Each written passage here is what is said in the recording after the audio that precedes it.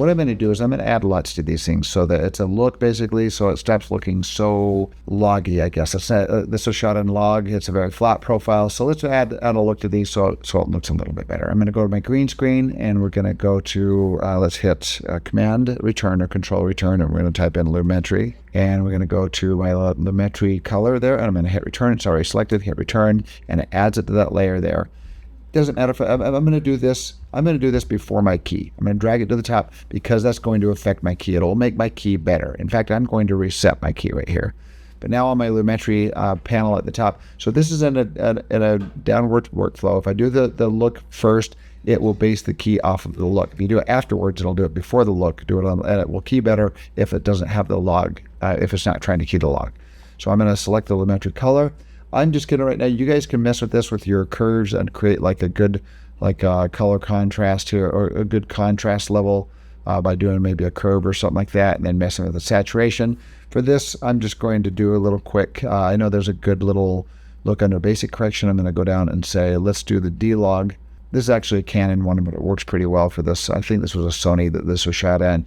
Gives a nice layer. You'll probably want to add the LUT that you're using to do the key here. And if you're trying to do the color grade and you want to preserve the log for later on to resolve, that's a whole new process and it's really difficult. You basically have to key it out while you have to do the key with a LUT, and then you have to remove the LUT and then use the matte from the layer that has the white matte that you have from the layer that you did the key on the one with the LUT. It's a very complex process. That's not what I'm going through on this one. So I just added that LUT. Now you can mess around with this and see if there's something you can do with, maybe add a little bit more contrast. Maybe bring down the highlights a little bit so they're not so shiny.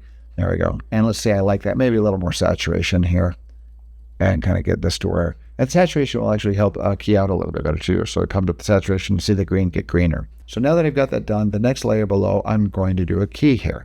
So I'm going to go to this little eyedropper here. I'll move over the green screen, click and take out the green. I'm going to turn off my my plate shot here. And we want to look at this. You can see some noise up here. We want to get rid of that. I'm going to pull this little down, show channel and color management settings here, and we're going to say, show my alpha. My alpha is going to show in black what's being keyed completely out and white what's being left in. So I'm going to do it so I can get rid of these like green screens here. So these little green screen, those green crosses, and the white ones we'll have to take out manually. We'll have to do masks for it. So I'm going to go up here and we're going to go to screen gain. I'm going to mess with the gain, and this is going to mess with the darks. And if I have to push the darks up a little bit more, that will get rid of, there we go. Around like 106, about 6 points, kind of got rid of almost all that noise there in the darks. I'm not trying to get rid of this, and that. That's white. It's not going to key out. But maybe this right here. We will work on our screen matte and finesse it a little bit and get that later. That's this feature right there. So right now I'm just kind of getting it in the area. Usually your gain, you don't want to go over like 10 points, and same with the balance. You don't want to go shift it by 10 points. So I'm going to grab the balance, which is going to get rid of, which is going to intensify the white there. Once again, like I said, you don't want to go really much over like 10 points. So I'm going to go from 50 to 60 and just leave it there. And that's good. We can clean this up in our matte here. Another thing you can do, another little feature, is using the screen blur. So I increase this by 6, increase this by 10, and I've got a good balance there. So I'm going to go to screen pre-blur. It was going to, everything that's in white is your screen, and it's going to blur those pixels without blurring the edges. So I'm going to do this, and once again, don't want to go above like 10 points. I'm going to try like 5 and see where that gets me. I'm going to hit return. Watch really closely when I hit return. Hit enter. And that blurred a little bit. Let's go to 10 and see what that does. 10, and watch around the whites, around this area, and the grays as I hit return. And see how kind of blurred and got a little bit more white. It kind of blurs those pixels in the pure white, so it like blends it in a little bit more into these areas that haven't keyed out all the way. Going to go to screen matte, and we'll work on this. The rest we're going to clip. The black needs to be clipped just a teeny bit to get rid of those green markers. So what we're going to do is black is defined at 0 IRE, white is defined at 100 IRE, and everything in between is like 50 is like middle gray. So we're going to go black and redefine the blacks and say clip everything out from 0 IRE to 5 IRE. Watch what happens when I hit return. Return. That got almost rid of it. We're going to go, and once again, we probably don't want to go above 10 points on here. So I'm going to go from 5, we'll go to, let's try 8. Hit return. And I just do it enough until it's gone. And that's good. That's pretty gone now. That's looking really good. So now I'm going to go to white, and white is we're going to redefine the whites from about 95 IRE to 100 IRE. So we're going to start at 95, You could look at these as percentages as well. 0% is black, 100% is white, but we're going to redefine the whites at 95%. I'll hit return, watch the white kind of disappear, and that filled in really nicely there. You don't want to get rid of all this because some of this cloth on our skin, on our outside, is a little bit see-through, so we want that to still, in the gray, it will be see-through. We want it to still be a little see-through. So let's go up. I'm going to go up to 97 and see what I get here. Because we want some of that stuff to, now we want it through here. That's not see-through. This is see-through, so we're going to go back. Let's go 96. No, 95 was the best. 95. Okay, let's look at our key here. Go back to RGB. And that's getting a really good clean key. We're starting to leave her in and take everything else out. Let's look at our background here. We're going to add a lot to our background here. I guess I was wrong. That was not see-through. There were some fringes on her sides that were a little see-through. And it looks like it's kind of eaten into that maybe. I don't know. We'll have to see as we play through this. That's looking pretty good. Actually, that's looking pretty good. Okay, so we're going to go down and we're going to clean out our screen mat a little bit. We're just going to soften the edge a little bit. We're going to go to, I like to shrink it in just by a couple pixels. We're going to go -2, hit return, and then we're going to soften the edge by maybe 3 pixels, a little bit beyond the -2. And that will soften the edges and make them not look so hard. I don't want to go too extreme on that. Usually with 4K video, I go like 2 to 3, and it's usually enough to just soften it up and make it like not so harsh. It did get rid of the ball. That's going to be a completely different issue right there. The little ball in the end had green screen taped all over it. So you'd have to do something else to track that and put like a gloving orb on there or something. So let's go to my backdrop here. I'm going to apply that same LUT here. It's at my lumetri color. I've selected that. I've got the green screen layer selected. I've gone to my effect controls, select the the lumetri color, copy it. We're going to go to the plate shot and paste that. And we have a nice contrasty backdrop as well. Let's play through that, see how it's looking. It's looking pretty good. We're probably going to blur the background a little bit more. It's a little soft, but we could try to blur that background maybe a little bit more. So, by the way, if you want this to render faster, you can go to your little full resolution. You can just keep it on half the entire time, especially because I'm not looking at this full screen. So if I take it down to half, which is 1920 by 1080, it's basically going to look good because it's like, but that's not changing the resolution of what this is going to save as. It's basically just changing it just to do the renders. And then it will re-render it when it does the final image. And it will render it in full quality. So next, if you want to put a little bit of more blur on the background, we can do that as well. I've got this the plate shot selected. I'm going to hit Command Return, Command the big Enter key above your right Shift key, and I'm going to type in camera, which will bring up my camera lens blur. There it is right there. I arrow down, hit Return, it adds it to the plate shot.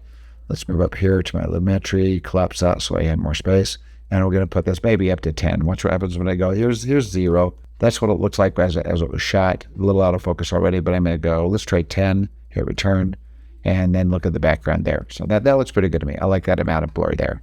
All right, so a couple more things we probably ought to do to the green screen here is up here at the top. The way I've used this here, this key light, on the key light filter, you've got this little drop down on view, and you have intermediate result and final result. What final result does, I hardly ever use that because I like to use the Advanced Spill Suppressor. I think it works better. With a final result, it adds its own spill suppressor within the key light effect right here. So it doesn't need this if you use final result. So what I'm going to do is let's turn off the plate shot and kind of look at our image. And you're going to see just a little bit of green edge around this if I take away the final result here. Because like I said, this is spill suppressing, and right now this one's not. I added that 3 filter pack that I dropped on here, the key cleaner, the advanced spill suppressor, and the key light, in this order from key light down to this spill suppressor. What the advanced spill suppressor does is it reads the color that you're keying out and will add a spill around the outer edge, or it kills the spill around the outer edge. Spill is like where the green light is reflecting off the green screen and hitting the edge of the character. So watch this when I take a final result and go to intermediate result. That's without the spill suppressor, and you get a little bit of greenish edge here, which the spill suppressor, I think the advanced spill suppressor works better than the key light one. That's just my opinion. That's what I've seen. So the key cleaner, you can go down and hit reduce chatter. It doesn't do, it's not a big deal if you're using like raw footage or I should say like footage that's a shot where every individual frame has its own color information. So high quality footage will usually use something called intra-frame rather than inter-frame. It's kind of confusing, but intra-frame is basically where every frame of your footage has its own color information. It's usually higher quality footage. And if you have compressed footage, you get a little bit more chatter in it. So this second one up here is not as necessary with higher quality footage. I still just keep it applied and and you can reduce chatter. And I'm not seeing really any difference between that because once again, this is not like the compressed inter-frame footage. This is higher quality intra-frame footage. So we can uncheck that. But down in the spill suppressor, watch this when I click the spill suppressor. You'll see, watch closely, you'll see the edge. Watch this green right here on the edge. It just disappears. And it adds, what it does is it detects all the colors that you've keyed out up here in the previous key light filter, and it pushes magenta into that green and balances it out so it looks normal. And this really, the intermediate result looks better. I'll watch this if I go where there's a lot of action going on. You have a very smooth feathery edge for the motion blur. And if you do final result, let me turn off the advanced spill suppressor and go final result, you're going to see like a little more hard edge going on, a little hard edged line going on. Sometimes you can even see like, well, let's do this. I'm going to turn on the footage behind it. And there it is. You can see that line right there on the motion blur where you go intermediate result and go advanced spill suppressor. Now you don't have that hard edge line, but advanced spill suppressor, and that looks a lot better there. So we just have to, once again, this is kind of keying through all the way because that's a green ball. We're going to put an orb on top of that or something. We'll figure out what we're going to do with that. So, all right. So now we've got a really good result here, really clean key. And next we're going to move into cleaning up these items right here. Luckily, the crosses that were green, the shade of green, keyed out completely, which worked really nicely. But we've got, with this shot, we have, I think, 3 to clean up here. Yeah, there's one right here above her head, that white strip, and there's one right here, white strip, and then there's another one up there. So we got to rotoscope those things out. So let's show you how to do that in the next step.